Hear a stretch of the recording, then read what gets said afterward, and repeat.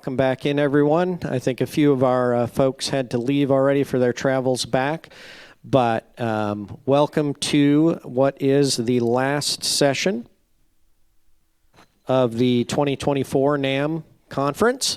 My name is Derek Moore, for any of you that don't know me. I am a member of the NAAM board, and I am here to introduce our next speaker, who happens to be from the wonderful Savoy Automobile Museum that is hosting the conference. I think they may have done this intentionally, made sure their people were first and last. So, but our speaker for this session is Andrea Camp. She is the Savoy's volunteer manager. And as Bruce told me, she is one of the nicest staff members they have here. And I believe she's in the running to be the best volunteer manager of an automotive museum in Cartersville, Georgia, from what I've heard. So without further ado, Andrea Camp presenting to us on steering volunteer recruitment, education, and retention in the right direction. Thank you, Andrea.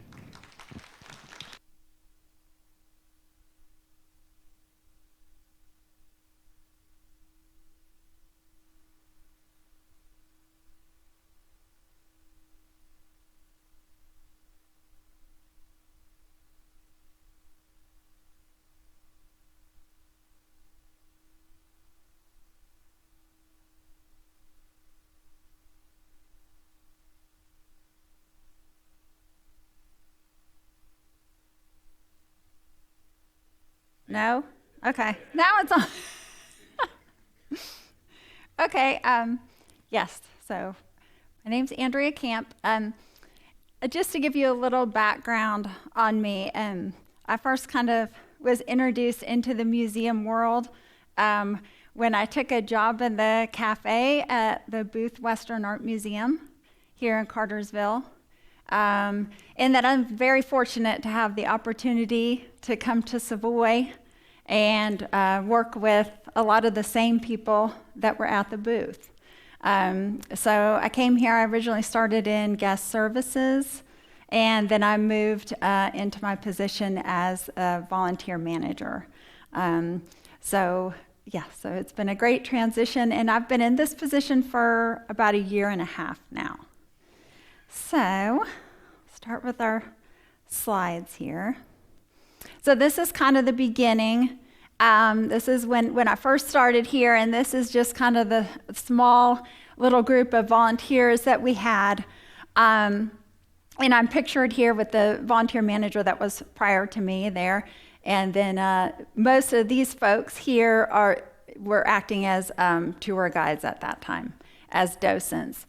So that was kind of the start, and then we've grown, we've expanded on that. Now, not pictured here is some core folks that were already in the curatorial department. So they come in and help get the cars ready for exhibit. They're just not in this particular picture. Okay, so just to start off, so, like I said, the curatorial department, kind of called those the original volunteers. So they were the first on the books. A couple of them came before the museum opened and started with the prepping of the vehicles, came in the early mornings, getting everything ready to go. They're typically here Mondays and Fridays. Sometimes they're here, obviously, other days of the week, but Mondays being important because that's, of course, when we move the exhibits in because the museum is closed. And they're usually here around 6:45, 7 a.m. They're gone usually before I get here in the mornings. So I don't see them very often. They're behind the scenes. So currently in that department, I've got 7 volunteers. So they work hands-on on the vehicles. Then one of the volunteers that I have also in that department actually works in the library area. So she does a lot of the cataloging and things like that. And she's awesome. She puts a lot of hours into organizing all the information on the vehicles. Then the other portion of the volunteers falls into the tour guides, docents, and then helping with events. And so I kind of say that they're basically on call. They're as I need them. We do utilize the software program called Volgistics, which is where they can go in and have the open slots are there, and they can just put in for the ones that they want to do. We have some slots, obviously, that are regular, which are scheduled tours each week. So those are the expected ones. Then the other ones that come up are when we have big events and they need help with, security, cafe, and different things like that. And then occasionally, of course, we also have some folks that help with marketing and other help in the curatorial department. So, and I have 30 volunteers there now. So I have a total of 37 as of today. So,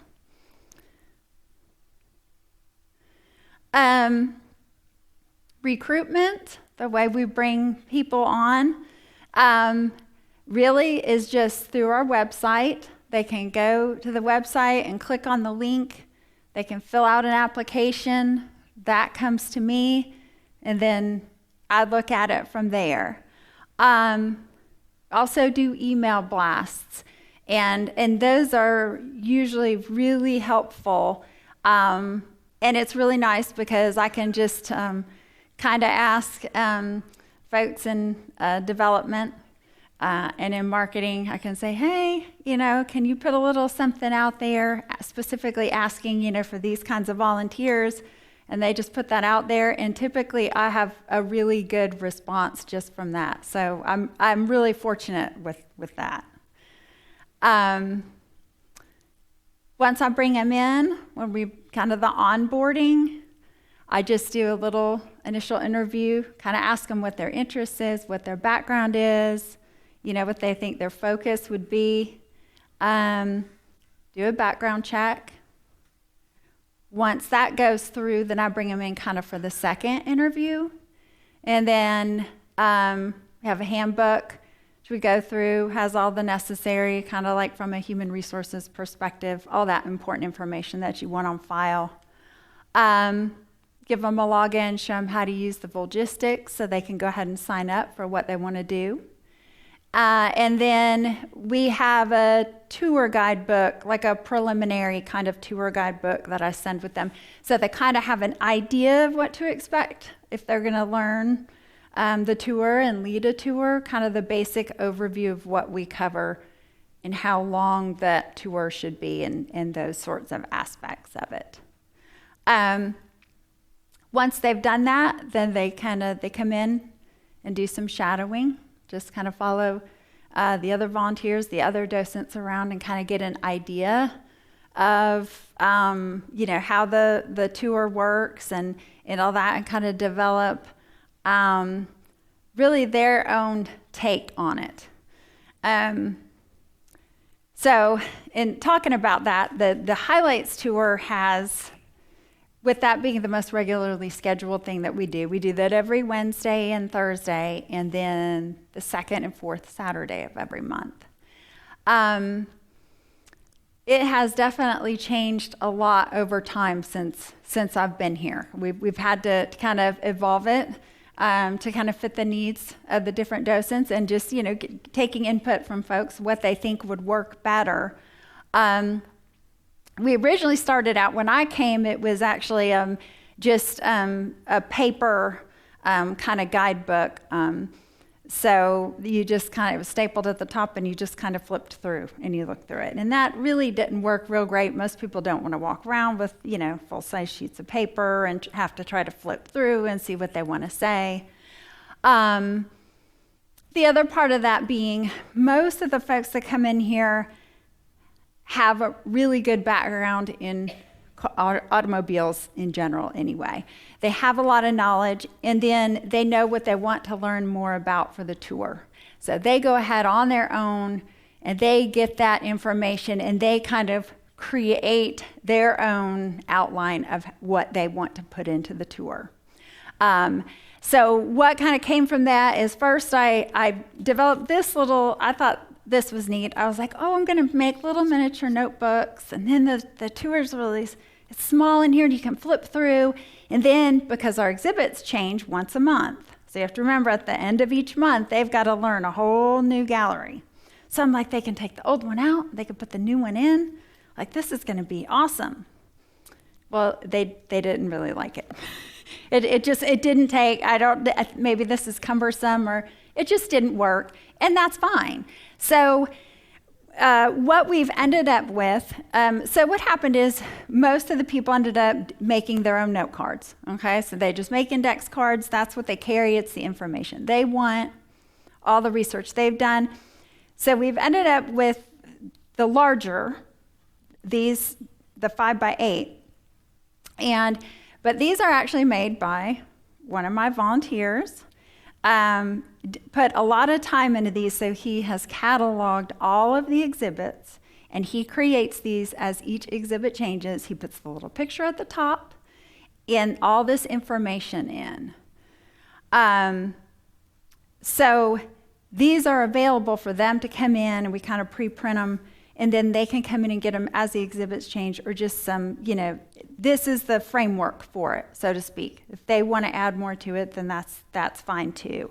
So these have worked really well. These are a real lifesaver. And that information comes from, the basis of that comes from the curatorial department. So we have Mary she came on as a volunteer, and she is also the curatorial research assistant. So she helps to develop all the reader boards and gets all the initial information on the vehicles that come in. So she forwards all that information to the volunteers. So they have that initially, and then this is also created. So it's actually a really, really nice system. It works really well. I think that's mostly, also, in the evolution of the Highlights tour, we started out with one docent doing the tour, leading the whole tour. That has now evolved to 3.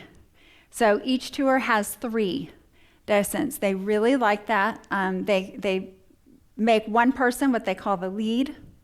They meet together before the tour starts. They decide who's going to discuss what. Most people have a favorite gallery, favorite car, something. That's the one thing they get to talk about. And then, so they feed off each other. It really helps. One person doesn't have to talk the whole time. So that has been a good change as well. Okay, so as far as education, like I was saying, the Mary is phenomenal in sending. She emails the photos and then the reader board, the initial reader board information for the vehicles. She sends that out.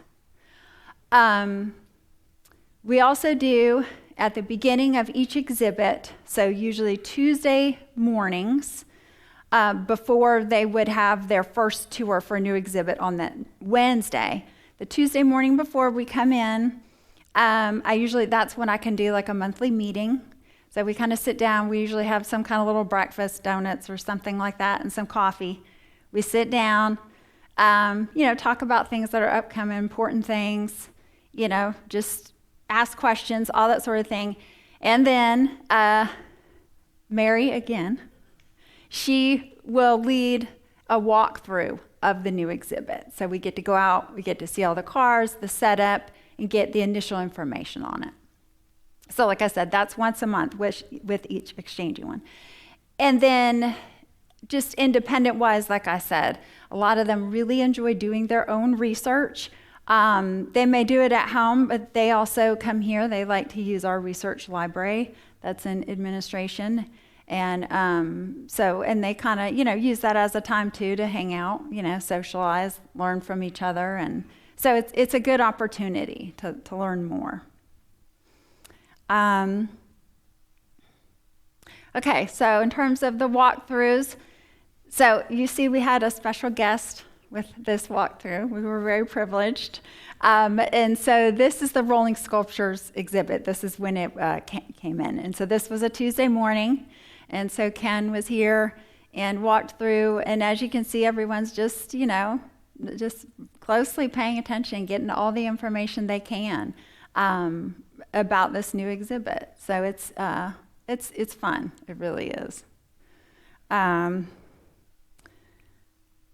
This is another one. This is when the Wooden Wonders came open. And so this just gives you an idea of, really have a great group of folks. Very interactive, really engaged, really enjoy coming in. I mean, it's just, to me, that's a really good turnout, for Tuesday morning to come in early and do that just to learn, just so they, can do the tours. So it's very, and then that Mary's in the front there in the green jacket. This is our latest, of course. I had to include this for Shirley. So this was our turnout we had when we all learned about the Women in Motorsports exhibit. So that's the latest. And you see how many folks I had that morning. So it's just kind of, it grows and grows, which is very encouraging. It's good. Okay, let's see what I have next. Okay, as far as, keeping communication open for everybody, I do a quarterly newsletter, which I've got a photo of that after this, that I send out. We do the monthly meetings. Like I said, typically I just include that on those Tuesdays. The lunch after tours, so a lot of times the docents get together after they do a tour, and they like to go in the cafe and they have lunch and they hang out and they talk about all kinds of different things. And so it's just a good time to share information, get to know people and all that. Sometimes I'm there, sometimes I just kind of come in at the tail end, try to get an idea of what they were talking about, any new ideas they have and things like that. Just get feedback on them, see what they're thinking. Office hours, so that's pretty much any time, so which is fun. So they know, they come in, they stop by, my cubicle is always open, so you just come by and they just talk to me about, whatever. It may be the tours, it may be something here, and it just may be whatever's going on with them, which is, that's important. Everybody's got, their families and their own backgrounds and their own, things they want to share, and that's important. And then, of course, I just have my regular, obviously, my emails I send out, texts and things. If we have something, especially if we have some last-minute requests that come up for an event, something that's going on where I'm like, hey, I just really need 2 volunteers, tomorrow or something. So I use those as well. Okay, so this is just a copy of the newsletter. So this is the latest one that I did. So I just do just the one section. So that's the upcoming little outing we have. So we're going to go to the Vintage Corvettes Museum in Somerville. I do a little spotlight on a volunteer.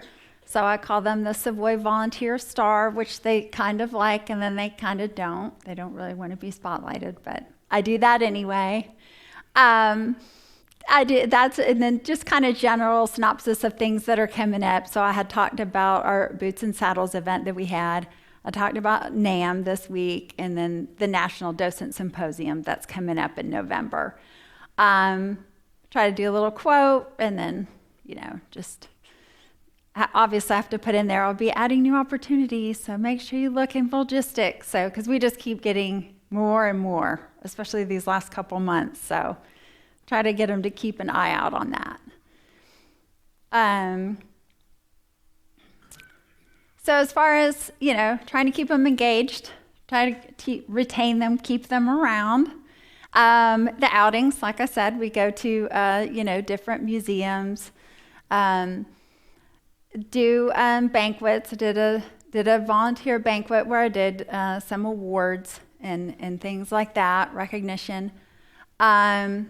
Parties, did a little Christmas party for them. Then we did, lapel pins, is kind of funny because it actually was one thing that they actually didn't want. So, but I thought it was kind of neat, and I got a little lapel pins. It's a little car. So they got those, and then they have the little stars too for the Savoy star. And then I got them one for Christmas as well. So I kind of didn't listen to their input when they said they didn't want lapel pins because I just thought they were nice. And luckily, most of them do wear them. So they do appreciate them, even though they didn't originally want them. And then attire. So that's one thing I kind of implemented when I came, just, make sure they have kind of a uniform look for the tours. So we've got the long sleeve dress shirts, and then we also have the short sleeve polos. Got them some hats and things, because that's important. So they have that for when they come in. And and then also part of that when I do like recognition rewards, I did some little vests and some jackets and things in the winter, just as a reward for different hours and accomplishments that some of them had done. So this is one of our first major ones, which turned out really good. So we went to Porsche, Atlanta. And so you see most of them, they kind of did this on their own. They decided they were all going to wear blue. I didn't know that, but most of them did. They coordinated very well. So they had a great time. We had a tour guide for that showed us around, and it was great. They got to ask all kinds of questions, and we learned a lot. So that was fun. This is another one you might recognize where this is. This is Sean's museum. So this is Miles Through Time. They loved it, as you can tell. We were there for hours and asking all kinds of questions and looking at everything. And I think the ladies left with some furniture or several items we had to load onto the bus. So it was a great time. It really was. So we have fun. And that's, it's really cool that we do have the opportunity to do these things, that we're supported by the museum to be allowed to go out and have these fun activities and all that. So, it's great. And then this was my banquet that I did. This was in this past October. So this is where I did, kind of a specific recognition of hours, and time put in and things like that. And so we're all in front of the Bigfoot. And but yeah, there's my group, once again, getting larger. And then this is one of the opportunities, too, when I can get, the curatorial folks to be there, too. Because like I said, otherwise, I don't really see them in the mornings. That's more Bruce and Eric and Zach see those guys more than I do. So, and they put a lot of work in. They're very important. So, let's see what I got next. Okay, so then just in terms of bringing in the aspect of the group scheduling, I do the group scheduling as well. In terms of growing or expanding, I know that we are, want to kind of put a focus, I think, on youth and young adults. The education aspect. We don't have a specific education department, but that doesn't mean, that we can't pull from, people in the community, and kind of pull that younger crowd in, because I think that that's important, to keep all the automobile museums growing. So that's kind of something I know we've been talking about and have a little experience in. We've had some groups come through. And again, that's something where I'm really fortunate. All the departments and all the folks here always support any of those ideas, any of those groups that I have come in. They're always very cooperative, and so it's awesome, to be able to have everybody work together as a team and make things really happen. And so this is just an example of a couple of groups we've had come through that are different, that have worked really well. So this is Chattahoochee Tech. This was their automotive department. They loved it, as you can tell. I think they got to go through the back storage building, which is what everybody wants to do. And actually, the 4 guys on the end there were German exchange students, and they loved it here. They could not get enough of it. So that's, one of those opportunities. Younger people that are genuinely interested in automobiles that are going to come here and then spread the word. And then just a couple, this is a school group. These are young kids, obviously. These are second graders. But again, so this is their second year coming. So they plan to come repeatedly each year. They really enjoy it. I mean, they get a tour that's kind of, it's changed up. We have a guide in each gallery. So and they get like a scavenger hunt. So we do a few things to cater to them to make it a little different. And they still enjoy it, even though they don't have hands-on. I mean, no, they can't touch the vehicles, but they get a lot out of it. I mean, these are things they have never seen. They have no experience with, so it's great for them. And then the last one here is where this was actually Lisa Rummans in marketing came up with the idea of the Bigfoot for little feet to kind of bring the families in, and encourage that.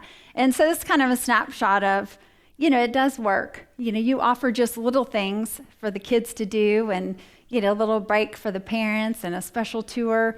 And they love it. They come and so it was, successful. So we can kind of, expand on that maybe. And I think that's about it. We're going to keep getting bigger. We're going to keep bringing more volunteers in and, expanding on the groups we bring in. And so, yeah, that's in a nutshell kind of how the volunteer department functions and, kind of how it's grown a little bit and what we're focused on.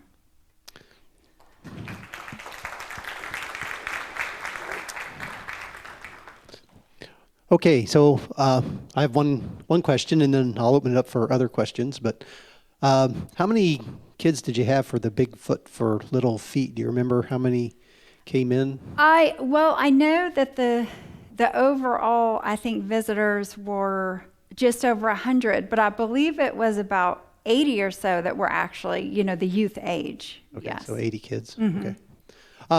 So we're going to open it up for questions, and then also we thought it might be interesting to get some feedback from other people, what they do at their museums, so we can try and learn from each other on what you do with your volunteers. So Derek and I both have microphones, and just raise your hand and we'll run it over to you if you have any questions, or if you want to say what you guys do at your museum with your volunteers. Yeah, I know it's Friday afternoon.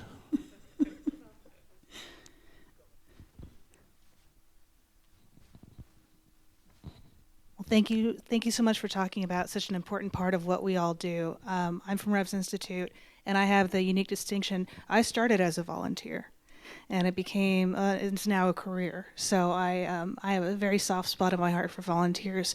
And just to contrast, all of us are working with different numbers of volunteers. I think our institute is really unique in that we have over 130 volunteers who each, I think some of that includes the emerita number, but they all sign up for giving at least 60 hours a year, and they're super active and they're self-governing. So they actually have their own organization with their own board of directors, and they form committees, okay. And all of them, we really think of it as a collaboration. This isn't the staff telling them you're going to do this, you're going to do that. Instead, we have, especially because of where we are in Naples, Florida, a lot of retirees and a lot of people who were, incredible business leaders, who have museum backgrounds, who have lots of different skill sets, and they're eager to give their time, and they're eager to give their energy. And sometimes it's even a little bit too much energy. We have to tell them, hold your horses, okay? We can't all, there's only so many of us.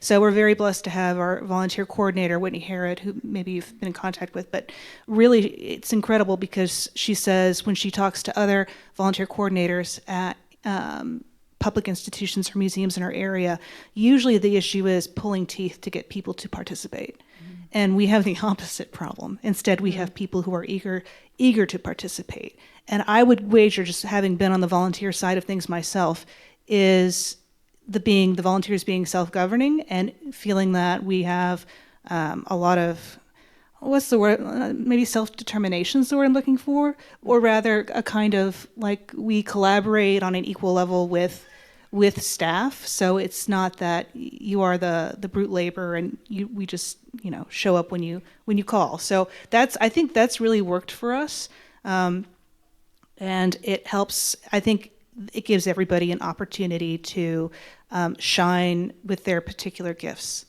that they bring to the table. And I think too, as and a lot of you probably encounter this as you have volunteers who serve years and years and years. You want to recognize it.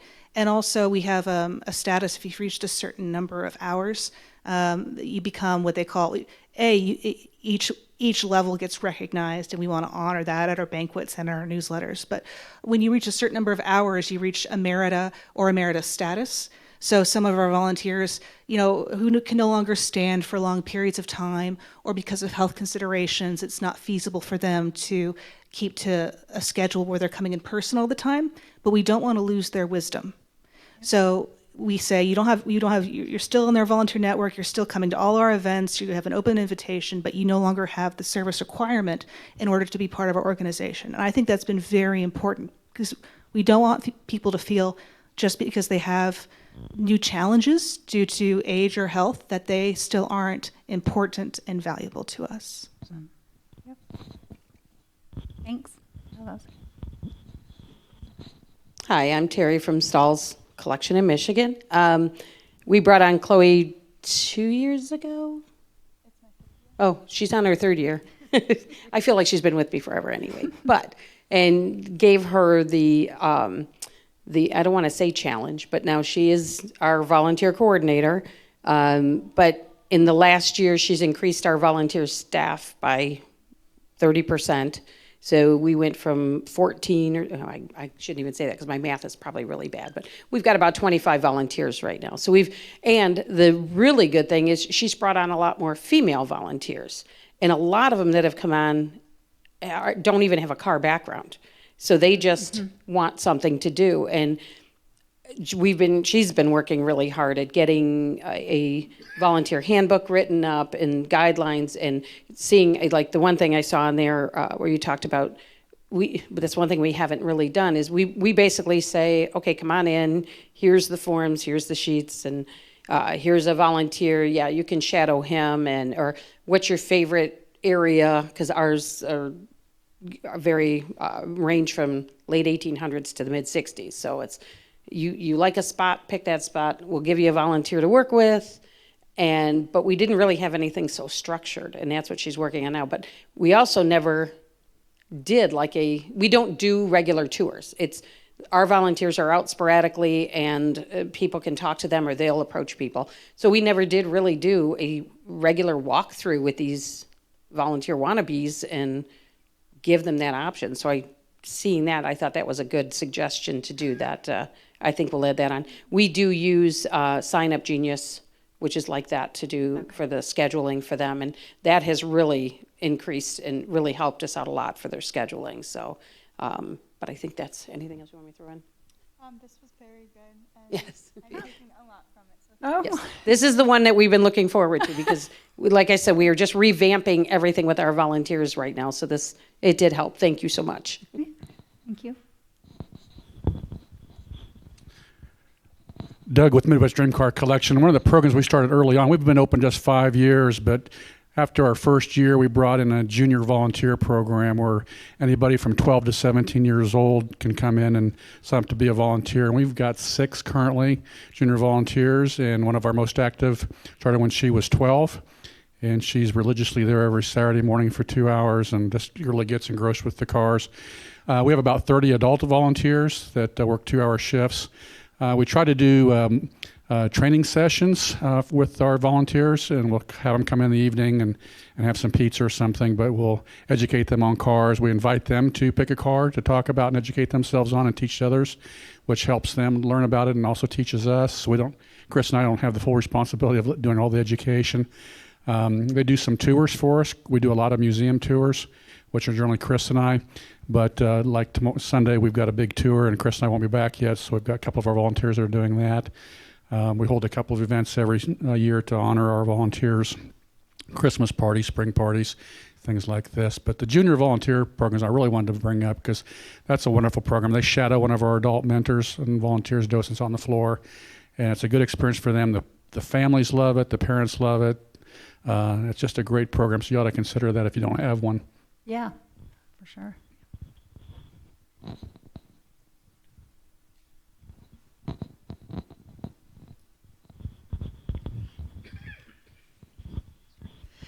Matt Anderson from the Henry Ford. And one thing we've had success with, and I say it because it's top of mind, we just did this Monday.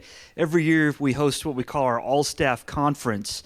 And it's basically structured just like this, but instead of sending everyone out to a conference, we host the conference right there at our museum. So in the morning, there'll be a keynote speaker. Typically, we bring in someone from the outside, and it's often related to our mission, but it doesn't necessarily have to be related directly to our organization. Then there are reports from the senior management about projects that are coming in the year ahead. And then in the afternoon, after a lunch, and we put on a lunch for everybody, much like what we had today, we invite members of the staff and even some of the volunteers to submit proposals for programs that they can give. And you can go see a session on the latest conservation project on an automobile, or maybe on some kind of interpretive program taking place in the museum. And it's been a great opportunity just to bring everyone together, get everyone on the same page, and give them the experience as though they're going off somewhere to meet with their colleagues, but doing it right on our own site. So it's been pretty popular for us, and I can imagine it's the sort of thing that anyone could do in scale depending on the size of your organization. So something maybe to consider. Yeah, that'd be a good idea.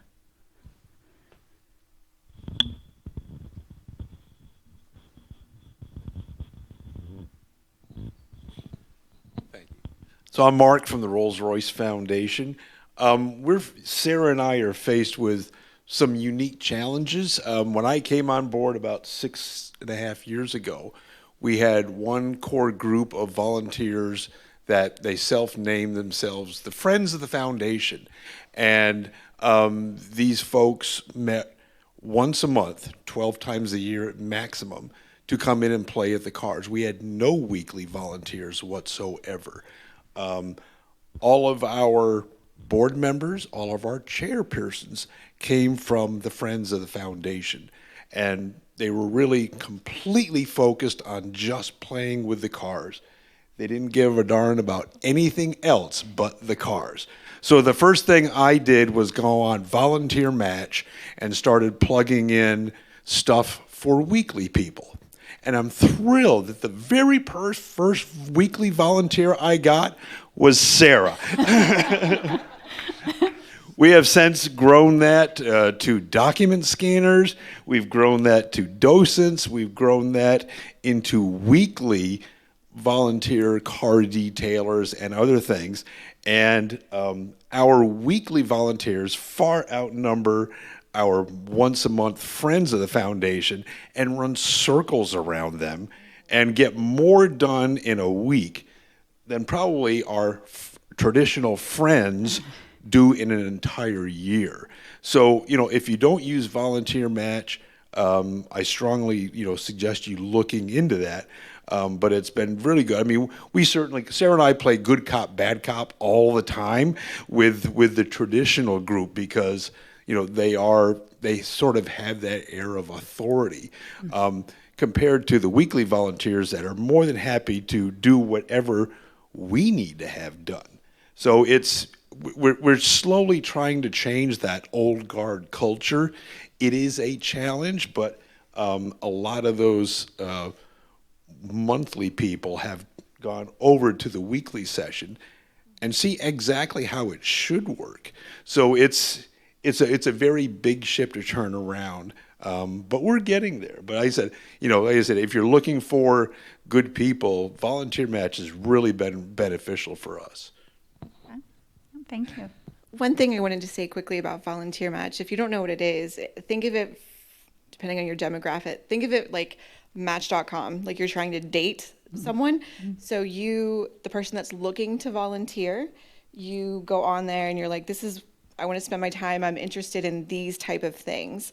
And then it matches you with nonprofits in your area that are also looking for volunteers with your type of skill set. So you're like, for lack of a better phrase, you're swiping right on these type of organizations. And so you pair each other up with that you might not know what you're looking for, and you get people that are not only looking for internships, or I'm sorry, for volunteers. I was looking for an unpaid internship that I needed as part of my master's. So I went there to try to find someone that had a 501c3 that fell into my master's. So you are getting people that not only are interested in your subject matter, but you're getting people that are interested in really dedicating and giving the time. So I agree with Mark, you should do volunteer.match. Okay.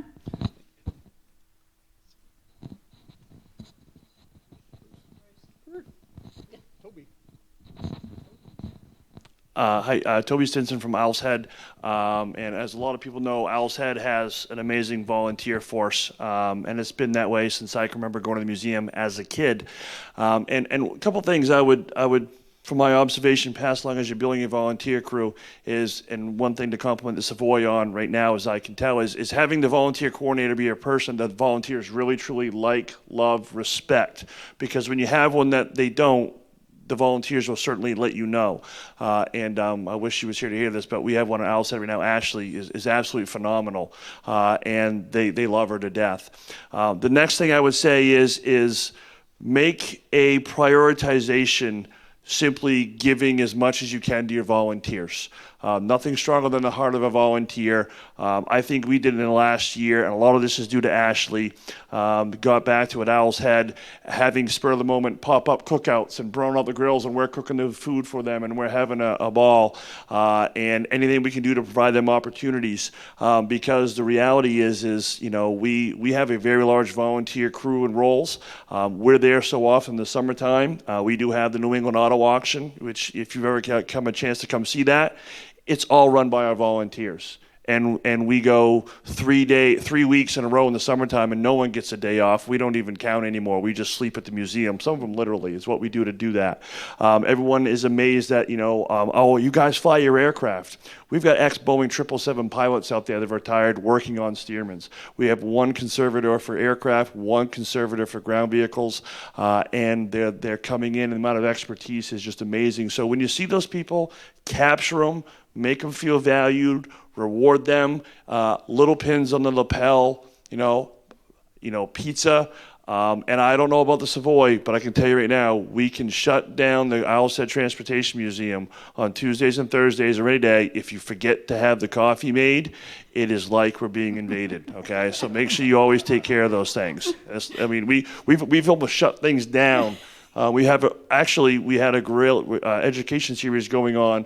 We did our first one a couple weeks ago. We had a presentation, Open Hood Day, Kids STEM Fest going on at the same time. Everybody was doing really great stuff. The volunteers the coffee wasn't made when we got here at 7:30, and that can't happen again. And so it was, but take care of them, and you can never take care of them too much. Thank you.